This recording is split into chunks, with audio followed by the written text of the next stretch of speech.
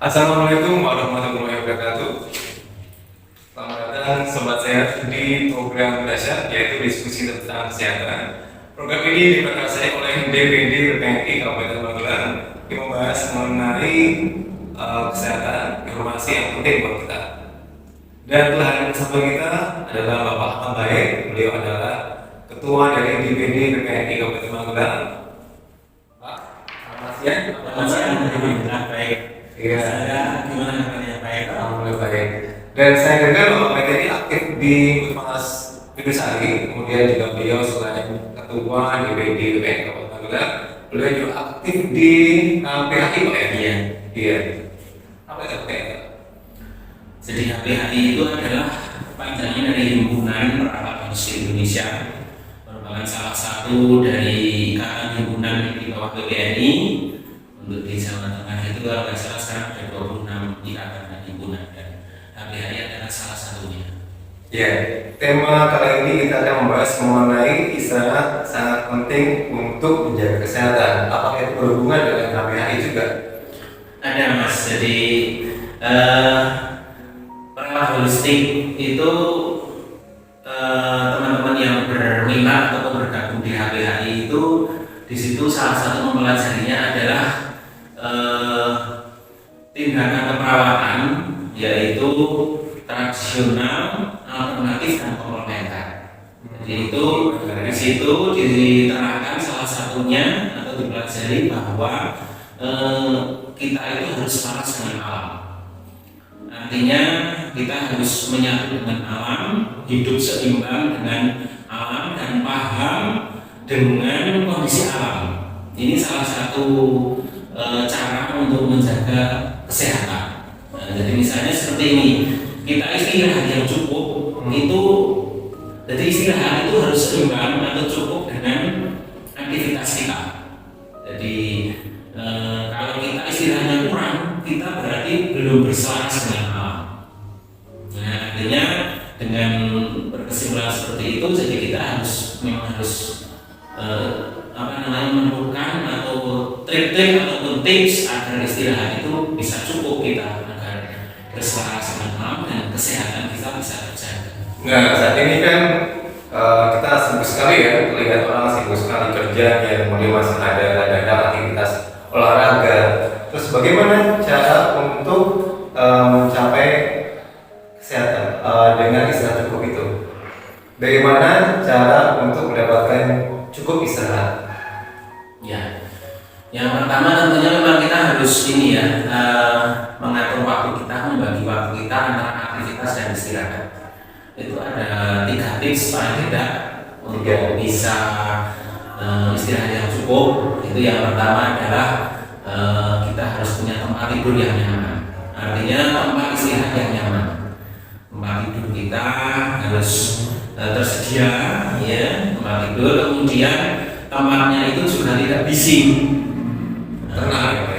Karena kalau kita istirahatnya itu tempat tidur kita itu bising dan tidak nyaman, tentunya istirahat kita akan sering terganggu dan kualitas istirahatnya tentunya akan kurang optimal, dan gitu. Makanya ada beberapa orang itu memilih hunian itu tentunya yang tidak bising, kemudian hawanya segar, kemudian ada yang milih juga mungkin di pinggiran perkotaan, pinggiran pedesaan gitu. Salah satu mencapai ataupun mencari agar bisa mempunyai tempat tidur ataupun tempat istirahat yang nyaman. Karena kan pada dasarnya rumah itu kan salah satu tempat istirahat kita, ya. Jadi sepulang dari kerja, sepulang dari sekolah, menuntut ilmu dan aktivitas seharian, itu kan kembali kita ke rumah. Nah, rumah ini tentunya selain untuk bersosialisasi dengan keluarga dan lainnya, ini salah satu fungsi rumah yang penting ini kan, atau hunian ya, kalau kita sebut sekarang hunian, itu adalah tempat untuk istirahat agar istirahatnya bisa cukup dan sehat, kan gitu. Kemudian yang kedua tentunya adalah kita sebelum istirahat itu harus mempersiapkan diri ataupun niat untuk tidur. Jadi istirahat itu kan yang paling bagus kan tidur. Kenapa? Karena badan kita itu kan menyatu dengan bumi ya. Iya. Jadi tiduran gitu paling bagus kan posisinya itu kalau saat istirahat itu kan tulang belakang ini kan menyatu atau lurus semua istirahat. Jadi dari otak, pikiran, semua organ tubuh itu saat tidur adalah saat istirahat. Jadi itu kan beristirahat semua. Ya. Namun demikian sebelum kita beristirahat ataupun tidur kita harus niat dulu. Nah, ada niatnya apa? Tentunya dengan perilaku ataupun tindakan yang kita lakukan. Ya. Nah, kalau misalnya istirahat malam, ya kita kan istirahatnya misalnya mulai jam 9 malam. Ya. Dan mau mungkin bangun nanti mau sholat malam ya bagi yang muslim kan ya, direncanakan pakai alarm dan seterusnya. Kemudian pagi mau bangun jam berapa juga bisa dipasang alarm kan gitu. Kita perlu persiapan. Misalnya kita mau tidur jam 9 atau jam 10. Tentunya persiapannya antara lain kita yang muslim tentunya harus sudah sholat isya. Jangan sampai nanti kita mau istirahat atau tidur belum sholat isya kita tertidur. Tertidur itu beda dengan sudah siap untuk tidur. Ya, tertidur kan duduk atau tiduran terlelap itu kan tertidur itu belum niat untuk tidur. Nah kalau sudah niat dengan tidur kan sudah ada tanda-tanda. Yaitu salah satunya kita sudah sholat isya kasih misalnya. Kemudian tentunya sudah mengkonsumsi malam ya, kita sudah makan malamnya mau apa sudah dilakukan tentunya ya, atau mau yang karbohidrat atau yang buah dan seterusnya ya, makanan gizi seimbang itu sudah dilakukan. Kemudian bagi yang mungkin harus minum obat tentunya sudah dilakukan minum obat dan sudah dilakukan ya. Kemudian sudah mempersiapkan tempat tidurnya. Tidurnya mau di mana? Mau di tempat tidur. Tempat tidurnya sudah dibersihkan, sudah dirapikan, kemudian selimut bantal sudah siap semua. Bagi yang tidak senang pakai selimut misalnya karena panas dan seterusnya, mungkin bisa pakai kaos kaki misalnya ya, kaos kaki yang bola itu kan nanti kan badannya enak, kemudian nyaman, tidak terganggu oleh suhu malam yang dingin, ya kan? Terus setelah itu sudah berdoa untuk tidur, ya kan? Bismika Allahumma ahya wa bismika amut ya muslim. Jadi ternyata tidur itu ada persiapannya Pak ya? Iya. Dan hasilnya berbeda kan? Antara tertidur sama niat untuk tidur ya? Berbeda, sangat berbeda. Karena kalau sebelum melakukan persiapan, belum niat, misalnya belum sholat ya, berarti kan tertidur. Ini nanti akan belayang-belayang, mimpinya tentunya akan buruk. Wah, mimpi dikejar-kejar apa gitu ya, orang gila apa karena belum sholat isya, akhirnya terbangun jam 12 hanya untuk sholat isya. Kan gitu. Nah, jadi memang harus ada persiapan untuk niat untuk tidur.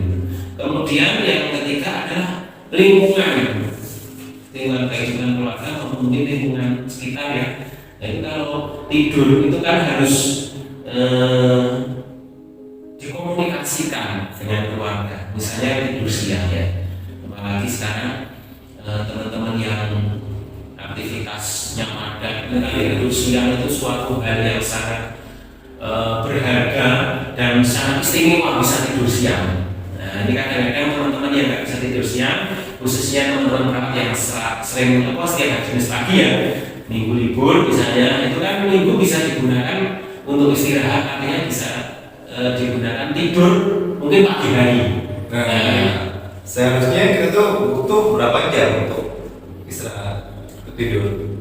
Dari literatur yang kita ketahui bersama ya, saya juga pernah membaca itu paling tidak itu minimal 8 jam. 8 jam per hari itu tentunya adalah total dari yang malam dan yang siang kan gitu. Tapi mungkin dalam sehari kurang, dalam sehari kok kurang 1 jam akhirnya terakumulasi dalam 1 minggu.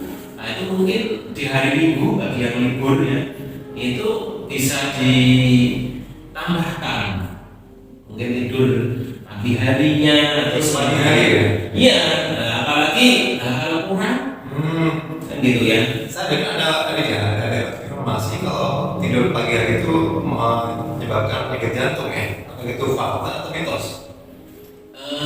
Saya kira mitos ya. Karena apa? Karena justru kalau orang itu kurang istirahat atau kurang tidur malah bisa terkena beberapa penyakit ya. Mungkin mungkin bisa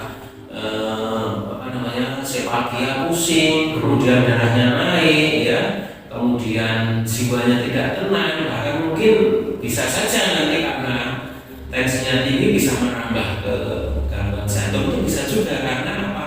Karena ya itu tadi kurang istirahat, kurang tidur. Jadi kalau apalagi teman-teman perawat yang di sore malam ya, sore dan malam, paginya kan harus disautan ataupun harus digenapkan tidurnya. Nah ini kalau teman-teman perawat atau tenaga kesehatan yang lain percaya mitos ini, pagi hari pulang dari dinas malam nggak boleh tidur pagi hari, akhirnya akan sangat kekurangan istirahat atau tidurnya. Jadi ini mitos mas. Jadi istirahat bisa malam hari, bisa siang, bisa pagi pak ya? Iya. Kemudian ini pak, untuk dari keluarga sendiri apakah juga berpengaruh dari ini untuk mempengaruhi kualitas istirahat? Iya, sangat mempengaruhi ya. Karena kalau kita misalnya mau tidur siang ya, atau mungkin karena saking ngantuknya tidur malam agak gasing, misalnya jam 9 atau jam 8, itu sebelum mulai aktivitas kita tidur itu kita harus pesan dengan pasangan kita atau mungkin anak kita atau orang tua kita. Misalnya contohnya tidur di hari Minggu, misalnya pagi hari ya, karena ada aktivitas kita mau nambahkan jumlah tidur ya, karena memang kita kurang tidurnya, kita mulai tidur jam 8 pagi misalnya. Kita mau tidur jam 8 pagi sampai jam 12. Nah, ini kan kita harus pesen sama pasangan kita atau anak kita, keluarga kita. Tolong bapak mau tidur nanti jam 8 sampai jam 12. Karena bapak mau menyegarkan badan. Nah, ini tolong jangan dibangunkan. Kalau ada tamu yang sangat penting ya nanti ditemui saja. Karena ya bapak sedang istirahat kan gitu. Makanya di beberapa suatu daerah atau di pedesaan ataupun di perkotaan itu kadang-kadang kan seorang bapak tidur itu kadang anak ataupun pasangannya atau keluarganya itu nggak berani membangunkan. Nah, karena sudah dipeseni. Nanti kalau dibangunkan ya istirahatnya harus 1 jam atau 2 jam terus ini kaget. Ini kan justru jadi masalah sendiri tidur kok. Jadi kaget kayak orang linglung ya. Pusing, bisa juga pusing kan gitu. Jadi memang istirahat itu memang ada juga hubungannya dengan keluarga dan lingkungan. Bahkan di beberapa daerah itu kalau sudah jam 9 malam itu kan motor tidak boleh dinyalakan kalau masuk gang. Ya, karena ini kan memang saatnya istirahat, orang istirahat. Ya. Kemudian juga orang bertanggal ataupun bertamu ke rumah orang itu pun kan juga kita juga harus membayangkan bahwa jam-jam tertentu itu tuan rumahnya sedang istirahat ya. Kemudian bahkan kalau mau bertamu itu kadang kan lebih baiknya kita menghubungi tuan rumahnya dulu. Di rumah ada apa, bisa nggak jam sekian bertemu dan seterusnya. Makanya teman-teman baik tenaga kesehatan maupun masyarakat ini kalau sudah pernah konsultasi ataupun membuat skripsi itu kan janjian dengan dosen pembimbingnya dan seterusnya, itu sebetulnya kalau kita cermati itu sebetulnya itu kan alur ataupun hal-hal yang mengajarkan kita tentang sebuah perjanjian komunikasi ya. Jadi kalau kita mau ketemu kontrak dengan orang, dengan pembimbing, ternyata mau komunikasi dengan orang itu harus ada kontrak komunikasi, mau ketemu jam berapa, apalagi mau ketemu face to face, apalagi mau bertamu karena sekarang aktivitas orang itu kan sibuk ya, berbagai macam dimulai dengan kepentingan pribadinya, keluarganya, organisasi, tempat kerjanya, jadi harus dibagi-bagi waktunya. Kemudian dengan seseorang yang mau bertamu pun juga harus dipersiapkan waktunya apa dan seterusnya kan gitu. Karena memang juga privasi Pak ya. Iya, jadi memang kalau sudah berpengalaman ya itu tadi membuat skripsi atau bimbingan dengan ibu bapak dosen itu kan bisa mengambil hikmah. Ternyata komunikasi dengan orang itu harus jadian dulu, harus di mana ketemunya, jam berapa dan seterusnya. Karena ini juga ada hubungannya dengan pembagian waktu di kesehariannya beliau itu, termasuk juga pembagian saat istirahat. Jadi itu tidak kita terapkan hanya dengan pembimbing dan bisa saja, tentunya dengan semua masyarakat kan itu yang kita mau kita kunjungi, mau kita ajak komunikasi ke rumahnya kan gitu supaya memang seperti itu. Jadi untuk mendapatkan istirahat yang maksimal kita butuh selain waktu 6-8 jam, kemudian juga ada keluarga juga mendukung, Iya. lingkungan juga berpengaruh. Iya, betul. Jadi memang misalnya seorang ibu sedang sakit atau anaknya sedang sakit, kan perlu istirahat lebih ya. Ya. Ini juga harus kita alokasikan. Kakak sedang sakit, sedang tidur jangan diganggu. Ibu sedang capek jangan diganggu. Ini ternyata istirahat yang cukup. Sepertinya hanya kalimat singkat ya, tapi hubungannya itu banyak sekali karena itu harus didukung juga oleh keluarga, orang dekatnya, lingkungan, dan istirahat yang cukup. Sudah tahu orang itu butuh istirahat yang cukup, ternyata mau tidur diganggu ataupun dibuat bising. Mungkin saat-saat tertentu malah anaknya sedang mau orang tuanya mau istirahat malah bermain, ya kan? Menimbulkan bunyi-bunyian yang tentunya tidak akan istilahnya tidak akan berkualitas. Jadi memang tidur yang berkualitas, istirahat yang cukup itu memang sangat perlu untuk menjaga kesehatan. Tapi permasalahannya bagaimana caranya memenuhi istirahat yang cukup ini kan juga harus didiskusikan, dan salah satunya saya sampaikan tadi pengalaman empiris dan juga beberapa literatur yang saya baca. Jadi sobat sehat semuanya, untuk mendapatkan istirahat yang cukup, kita juga memerlukan kerjasama dengan keluarga dan lingkungan, juga jumlah waktunya sekitar 6-8 jam lah ya. Dan itu perlu dijadikan ini tahu tuh jadi kontrak ya. Iya. Ya jadi kalau semuanya cukup, istirahat kita cukup, dan kita juga terjaga kesehatannya. Iya. Gitu. Ada lagi Pak tambahkan mengenai istirahat? Ya, jadi memang istirahat yang cukup adalah salah satu cara untuk menjaga kesehatan kita ya, khususnya teman-teman perawat dan juga tenaga kesehatan lainnya maupun masyarakat. Ini hanya salah satu saja, masih banyak hal-hal lain yang harus dilakukan untuk menjaga kesehatan ya, termasuk makan teratur, dan olahraga yang terukur, yang teratur ya, di samping juga kejiwaan ya, jiwanya harus tenang, selalu bersyukur dan seterusnya. Jadi banyak sekali yang berhubungan dengan agar sehat ya, ya, termasuk gizi yang cukup dan seterusnya. Istirahat yang cukup itu merupakan salah satu faktor saja, tapi merupakan faktor penting sekali dalam menjaga kesehatan. Ya sobat sehat, demikianlah pertemuan kita di Dahsyat, yaitu diskusi tentang kesehatan yang membahas mengenai istirahat sangat penting untuk menjaga kesehatan. Terima kasih atas perhatiannya. Demikian Pak. Ya. Wassalamualaikum warahmatullahi wabarakatuh. Waalaikumsalam.